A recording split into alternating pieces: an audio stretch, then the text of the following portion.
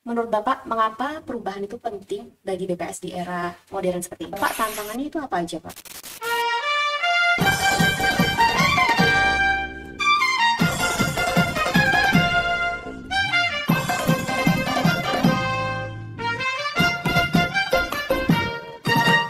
Halo sahabat data, selamat datang di podcast BPS Provinsi DKI Jakarta bersama saya Nuri Nasriah. Kami berharap podcast ini bisa menjadi ruang bagi kita semua untuk berbagi perspektif. Di sini kita akan berdiskusi tentang topik-topik menarik terkait statistik, fenomena ekonomi dan sosial terkini, kebijakan, pengalaman hidup, serta hal-hal bermanfaat lainnya. Di episode perdana ini kita menghadirkan tamu istimewa yang tidak lain tidak bukan adalah Kepala BPS Provinsi DKI Jakarta, Bapak Nurul Hasanuddin. Selamat sore, Pak. Selamat sore, Menteri. Ya, bagaimana kabarnya Pak hari ini, Pak? Alhamdulillah sudah lebih baik. Alhamdulillah, amin. Nah, sahabat data dan Pak Hasan, di episode ini kita akan berbincang tentang perubahan. Nah, perubahan dapat terjadi pada diri setiap orang maupun organisasi. Bahkan kadang-kadang tidak disadari bahwa perubahan tersebut sedang berlangsung. Perubahan adalah sesuatu yang tidak dapat dihindari karena kuatnya dorongan eksternal dan karena adanya kebutuhan internal. Nah, kali ini kita akan mengulik lebih lanjut mengenai perubahan, khususnya di bidang organisasi bersama Pak Hasan. Nah, seperti yang telah disebutkan tadi, Pak, bahwa tema kita adalah perubahan, khususnya dalam organisasi. Nah, untuk BPS sendiri, Pak, menurut Bapak, mengapa perubahan itu penting bagi BPS di era modern seperti ini? Ya, tentunya eh, banyak organisasi, banyak perusahaan yang kita sama-sama tahu ya, kita sebut saja salah satu merek kamera yang dulu sangat digandrungi gitu ya. Dia lupa dengan bagaimana perubahan ini sedang berjalan, akhirnya dia mati kan gitu. Dan organisasi atau perusahaan ini juga tidak terbatas pada corporate atau enterprise ya, tapi juga di setiap instansi organisasi seperti BPS pun tentunya perlu untuk melihat bagaimana dinamika perubahan yang terjadi. Jadi urgensi dan juga bagaimana perubahan ini terjadi itu perlu disikapi ya dengan arif dan juga kuat ya, agar kemudian kita bisa mengawal perubahan-perubahan yang terjadi dari sisi eksternal, lingkungan strategis kita, environment-nya ya, itu kemudian kita membangun kekuatan di internal untuk bisa merespon setiap perubahan sehingga BPS bisa beradaptasi. Adaptasi inilah yang sesungguhnya hal penting, kata kunci untuk kita bisa survive di dalam perubahan-perubahan yang terjadi hari ini. Betul, betul. Saya setuju sekali sih, Pak, kalau memang kita itu memang selalu harus berubah gitu. Betul.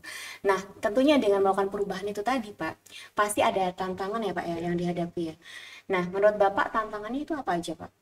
Ya, sebetulnya tantangan itu kalau kita klasifikasikan ada tantangan dari internal, dari dalam, ada juga tantangan dari luar. Iya. Jadi kedua tantangan ini memiliki porsi yang masing-masing tentunya punya porsi perhatian, atensi yang perlu kita berikan agar kemudian tantangan-tantangan yang terjadi baik dari internal maupun dari eksternal bisa kita kelola, gitu, agar kemudian organisasi bisa tumbuh, berkembang, kemudian melahirkan inovasi-inovasi ya, untuk bisa menjawab tantangan-tantangan tersebut, baik internal maupun eksternal.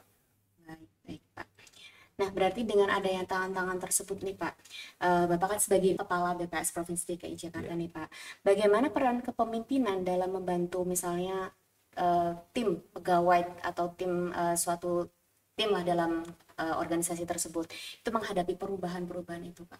Ya, jadi sesungguhnya dalam konsep sekarang ini kan memang birokrasi itu juga dengan tata kelola fungsional yang lebih agile, yang lebih adaptif, tentunya ini menjadi bahan baku ya satu kekuatan ya untuk bisa dibangun satu tim yang solid di dalam mempersiapkan Satker agar merespon perubahan-perubahan yang terjadi. Dan tentunya di sini bekal yang perlu kita tanamkan lebih dulu ya sebelum yang lainnya adalah bagaimana mindset ya. Mindset daripada setiap kita itu perlu bertumbuh. Artinya kalau kita membaca itu ada growth mindset versus fixed mindset kan begitu ya. Artinya untuk perubahan ini growth mindset ini menjadi prasyarat sesungguhnya. Itu yang perlu dikuatkan dan kita sebagai Satker di BPS DKI Jakarta tentunya mengajak ya semua SDM yang ada untuk bertumbuh ya untuk kemudian siap menerima tantangan dan kemudian mampu belajar bersama ya belajar bersama untuk tumbuh berkembang bersama. Saya tertarik dengan growth mindset yang tadi Bapak sebutkan tuh. Berarti menurut Bapak apakah sikap senang belajar nih itu berhubungan dengan kemampuan seseorang dalam menghadapi perubahan gitu Pak? Ya, pasti ya, karena orang yang senang belajar itu berarti dia adalah seorang pembelajar. Dan karakter pembelajar ini dibutuhkan hari ini untuk organisasi-organisasi yang siap menghadapi berbagai tantangan.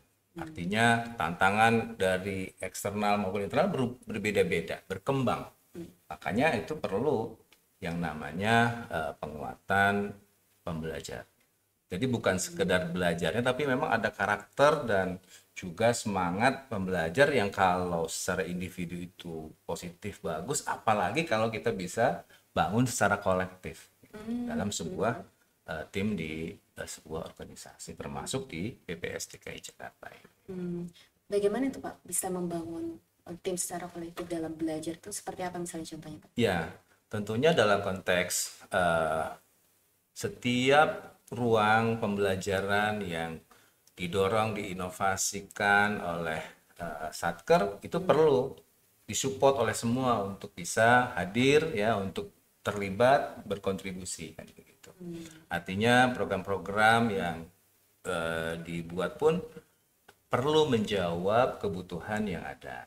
Banyak sekali webinar yang bisa kita bangun, ya, baik itu webinar yang untuk internal maupun webinar yang menyertakan eksternal seperti yang sudah kita lakukan tentunya di semester terakhir ini ya di tahun 2024 ya. Mudah-mudahan tumbuh lebih solid ya timnya dan kemudian SDM lebih senang untuk belajar, untuk mengasah kompetensinya sehingga dia menjadi cakap ya, menjadi mumpuni ya untuk mendapatkan satu peran-peran strategis di dalam mengawal BPS secara lebih luas. Ya Pak, baik Pak. Nah kalau menjaga motivasi pegawai nih Pak dan semangat pegawai dalam proses perubahan, menurut Bapak bagaimana cara tersebut gitu? Bagaimana cara menjaganya? Ya, tentunya motivasi pegawai dalam bekerja itu macam-macam. Ada yang memang tadi terkait dengan basic need, yang terkait dengan kebutuhan minimumnya yang sudah terpenuhi. Gitu ya. Ada juga yang lebih adventure itu dia bisa kuliah ke luar negeri, bisa bertumbuh karirnya, gitu ya, dan berbagai hal itu motivasi dari setiap pegawai. Memang kita perlu mengidentifikasi itu dan upaya menjaga motivasi ini penting. Yang jelas dari organisasi tentunya membuka seluas-luasnya berbagai pintu untuk tadi yang menjadi ruang tumbuhnya motivasi pegawai dari mulai karir, kesempatan belajar, kesempatan menambah hasanah ilmu kan begitu, termasuk menambah salary ataupun tambahan pendapatan. Ya Pak, kalau dikaitkan dengan perubahan Pak, bagaimana cara Bapak sebagai pimpinan menjaga agar pegawai itu juga ikut apa ya istilahnya turut andil dalam proses perubahan tersebut? Ada nggak ya Pak kira-kira caranya? Ya, sebenarnya kan eh, sense of belonging ya, rasa memiliki itu akan tumbuh secara kuat pada setiap SDM ya ketika dia terlibat kan gitu. Artinya ada program-program, ada satu inovasi, ada terobosan-terobosan yang dilakukan, kemudian dia terlibat di sana, tentunya itu akan tumbuh ya.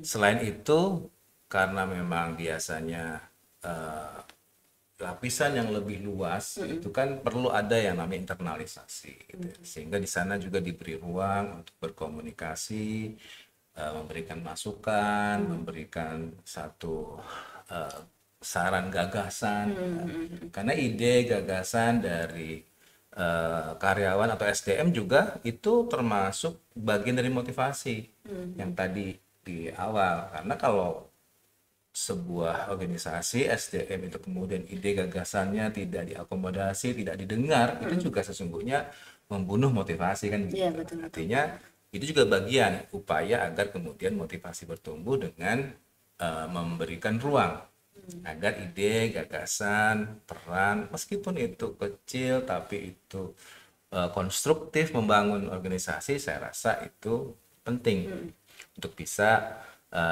memastikan peran daripada setiap SDM ini lebih signifikan, rasa memilikinya kan gitu ya, Iya, betul, Pak. keterlibatannya di dalam proses perubahan yang terjadi. Benar, Pak. Nah, mengenai komunikasi nih Pak, berarti mengapa menurut Bapak komunikasi penting dalam perubahan dan bagaimana cara melakukannya dengan baik? Tadi kan Bapak sebutkan bahwa pegawai itu kan tadi juga ketika turut andil gitu kan, berarti kan dia akan menyampaikan saran kepada pimpinan dan pimpinan menanggapinya juga dengan diskusi. Nah, menurut Bapak bagaimana komunikasi yang efektif gitu? Jadi pola komunikasi memang perlu dibuatkan saluran-saluran gitu ya. Karena SDM ini banyak, tidak homogen, artinya masing-masing punya karakter untuk bisa membangun komunikasi. Gitu. Termasuk setiap pemimpin, setiap unsur pimpinan, setiap ketua tim ataupun kepala satker baik yang di provinsi maupun di kabupaten kota tentu dengan karakteristiknya masing-masing.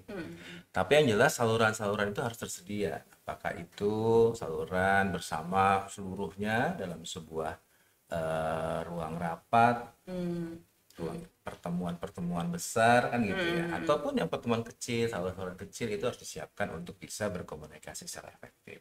Selain itu tentu komunikasi yang efektif itu sebetulnya juga adalah kemampuan pimpinan untuk mendengar kan gitu ya. Listening itu menjadi kuat perannya ketika kita ingin membangun komunikasi yang efektif. Kalau kita tidak mampu memiliki skill untuk mendengar, itu juga sesungguhnya sulit bagi kita untuk bisa berkomunikasi karena itu menjadi satu arah, padahal mendengar itu menjadikan arah itu menjadi dua arah, bahkan menjadi luas, dan itu bisa mengambil satu kesimpulan-kesimpulan keputusan yang lebih holistik, komprehensif. Baik Pak. Nah, tentu saja dalam melakukan transisi perubahan nih Pak, itu kan perlu berbagai macam strategi ya sepertinya ya. Nah, menurut Bapak apa saja strategi efektif yang dapat diterapkan untuk memfasilitasi transisi sebuah perubahan gitu? Ya, tentunya transisi perubahan selalu ada ya. Ketika kita mampu mengelolanya, perubahan itu akan berdampak untuk terjaganya produktivitas, kinerja, dan hasil ya, objektif daripada SDM kita. Tapi ketika kita gagal mengelola perubahan, transisi dalam perubahan itu, bisa jadi memang organisasi akan stagnan, akan kinerjanya menurun kan begitu ya. Tapi yang jelas di dalam mengelola transisi ini perlu sebanyak-banyaknya kita sebagai leaders memberikan role model ya, contoh, memberikan satu pengorbanan-pengorbanan yang bisa dilihat peran-peran pimpinan hadir ya di dalam proses perubahan itu sendiri ya, sehingga kemudian tim juga akan eh, melihat kan gitu ya, terpanggil untuk kemudian hadir di dalam proses perubahan itu. Karena transisi ini bisa sebentar, lama itu sangat relatif kan gitu. Karena beberapa eh, pekerjaan-pekerjaan yang hari ini mungkin sudah mulai hilang karena hadirnya ada misalnya artificial intelligence kan gitu, udah Ya, banyak betul, hilang Pak. gitu. Ya. Orang juga sekarang kalau ke dokter mungkin jauh, udah ongkos, ngantri kan gitu. Padahal sekarang lebih mudah dengan HP, dia Iya, bisa ke online ya, Pak. itu perubahan sebenarnya. Jadi Iya, kalau betul. dokter masih dengan cara sekarang, ya mungkin dia akan apa istilahnya tuh kalah dengan eh, mereka dokter-dokter lain yang memanfaatkan perubahan itu. Betul, betul. Itu hanya salah satu contoh. Mungkin di kita pun begitu. Dalam proses pendataan survei itu kita harus merespon perubahan, dan kita hari ini juga di BPSDKI sedang berupaya agar proses survei itu bisa kemudian shifting menjadi register kan begitu. Kita hadirkan registrasi usaha ekonomi masyarakat atau kita sering sebut Jakarta Rusa Emas kan Iya, begitu. iya. Itu juga bagian upaya awal kita berkomunikasi dengan dinas pelayanan satu pintu untuk minta support, data-datanya bisa kita gunakan, kemudian juga dengan Disperindak, dengan Pusdatinnya, dengan DJPB gitu ya, dan dengan berbagai instansi di DKI ini kita coba untuk bisa berkolaborasi, bersinergi, kita berkomunikasi. Itu kan keluar ya. Artinya organisasi ini juga ketika ada tantangan besar, kemudian SDM juga melihat itu adalah sebuah hal yang strategis untuk organisasi, support dari teman-teman juga pasti akan kuat gitu. Terlepas dari hasilnya belum kelihatan gitu ya. Seolah-olah masih jauh gitu.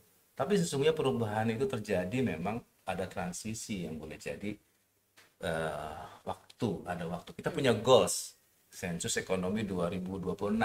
Berarti kan itu sebuah goalsnya, bagaimana kehadiran inovasi kita untuk mencapai sana. Nah, ada transisi nih kan, dari mulai 2024, 2005, ya insya Allah kita akan mampu untuk menyiapkan itu untuk bisa mempersiapkan SE 2026 dengan lebih mempersiapkan register dan juga bagaimana peran dari dinas instansi itu membantu kita. Iya, Pak. Tadi terkait dengan tertarik saya dengan artificial intelligence, Oh, Pak. iya. Jadi kan di sini kan sekarang kan zamannya semua sudah menggunakan teknologi informasi nih, Pak. Nah, menurut Bapak, apa peran teknologi terhadap manajemen perubahan dalam organisasi gitu? Ya, sesungguhnya teknologi informasi ini kan tools ya, tapi juga dia mampu karena sekarang ini kan sesuatu yang cepat itu bisa mengalahkan mereka-mereka yang mungkin punya sumber daya lebih, tapi ada yang cepat itu bisa mengalahkan. Artinya kecepatan itu adalah kekuatan IT, teknologi informasi. Dan tentunya di sini saya melihat ya kita perlu sangat melek IT hari ini. Digital, transformasi digital bahasanya kan begitu. Kayak tadi kan contoh dokter, dia nggak ada, sudah ada eh, aplikasi yang menggunakan sarana untuk memudahkan dengan konsumen, udah banyak tuh ke sana. Atau mungkin berbagai layanan publik pun sekarang sudah dengan cepat dengan menggunakan teknologi informasi. Jadi kalau saya melihat IT ini menjadi transformasi digital ini menjadi salah satu kunci juga ya. Selain tadi growth mindsetnya juga harus ada, terbangun, terjaga dan sustain, dikuatkan, juga ada peran-peran IT untuk bisa mengadaptasi perubahan-perubahan yang ada. Apalagi berarti dengan IT itu kita perubahannya itu semakin bisa lebih cepat untuk menuju goalnya ya, Pak. Sebenarnya Ya, seperti itu ya, Pak. jadi kita gunakan itu untuk bisa memudahkan cara kerja kita. Jadi cara kerja kita bisa lebih efisien, lebih efektif, mengurangi kesalahan-kesalahan manusiawi, kan menghitung kadang suka salah ada Iya, kalau betul. manusiawi, dengan IT, dengan robot, ya, dengan kecerdasan eh, artificial ini bisa menghilangkan risiko-risiko yang terjadi seperti itu. Betul betul Pak. Iya. Nah, mungkin ini pertanyaan terakhir nih Pak. Ya. Apa saran Bapak kepada para jajaran pimpinan, pegawai BPS Provinsi DKI Jakarta maupun pada setiap orang yang sedang menghadapi perubahan? Ya, tentunya unsur pimpinan di setiap satker itu kan punya klasifikasi masing-masing. Misalnya kalau di Provinsi DKI Jakarta ini unsur pimpinan itu selain saya sebagai CPT Pratama juga ada statistisi Madya, ada administrator, ya, ada juga peranata komputer Madya, ada APBN Madya. Tentunya sebagai pimpinan itu penting untuk menjadi role model, untuk sama solid ya, dalam konteks berkomunikasi juga lebih guyup ya, untuk bisa frekuensinya itu sama kan gitu. Itu penting. Dan kemudian kalau dalam konteks yang lebih luas, misalnya kalau terkait dengan bagaimana tadi ya SDM yang lain ya juga kemudian terlibat, nah, pastinya peran penting daripada pimpinan itu menjadi kunci untuk bisa memastikan perubahan ini berkesinambungan. Karena memang seringkali perubahan ini juga putus di tengah jalan ya, ketika memang semangat kolektif unsur pimpinan itu person, padahal mestinya kita bangun perubahan ini berbasis kolektif, kolegial, seluruh unsur pimpinan yang ada itu sebagai bentuk ya bahwa sustainability daripada perubahan ini akan terjamin. Karena kalau sudah kolektif, tentunya proses perubahan SDM karena pensiun, karena mutasi itu bisa terhindari. Artinya itu resiko perubahan yang mandek itu akan tidak terjadi, karena itu udah unsur pimpinan yang bisa mengawal perubahan itu berjalan on the track seperti itu. Iya, betul Pak. Terima kasih Pak Hasan atas diskusinya kali ini, dan tentunya diskusi kali ini sangat menambah wawasan saya khususnya Pak, dan tentu saja kita berharap sahabat data pada umumnya juga menambah wawasan terkait perubahan, terutama tentang perubahan pada organisasi. Seperti yang dikatakan oleh Albert Einstein, hanya orang gila yang mengharapkan hasil yang berbeda tetapi menggunakan cara yang sama. Baik sahabat data, itu tadi diskusi kita di episode kali ini mengenai perubahan khususnya pada organisasi. Semoga obrolan kita ini bisa memberikan wawasan baru dan inspirasi untuk kita semua. Terima kasih sudah menonton podcast dari BPS Provinsi DKI Jakarta. Jangan lupa untuk terus ikuti episode-episode berikutnya karena akan ada banyak topik menarik dari narasumber inspiratif yang akan menemani sahabat data semua. Jangan lupa subscribe, like, and share kalau suka dengan video kami. Dan sampai jumpa di episode selanjutnya. Oke.